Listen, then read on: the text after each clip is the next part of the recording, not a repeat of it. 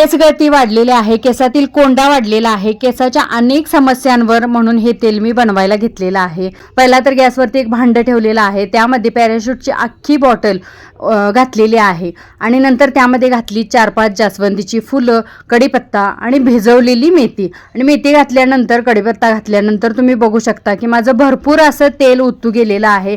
नंतर मी पटकन हे तेलाचं भांडं उचलून एका ताटामध्ये ठेवलं, जेणेकरून उतू जाणारं तेल वाचलं जाईल म्हणून। सगळ्या शेगडीवरून कट्ट्यावरून माझं हे तेल उतू गेलेलं होतं। नंतर मी चांगलं हे साफ करून घेतलं।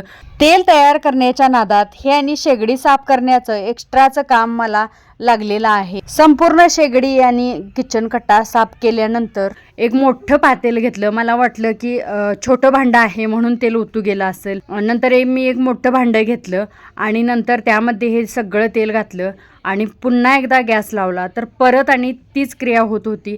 पुन्हा तेल उतू जाण्याच्या मार्गावर होतं। परत मी थोड्या वेळानंतर गॅस बंद केला आणि तेल तळाशी जाऊ दिलं।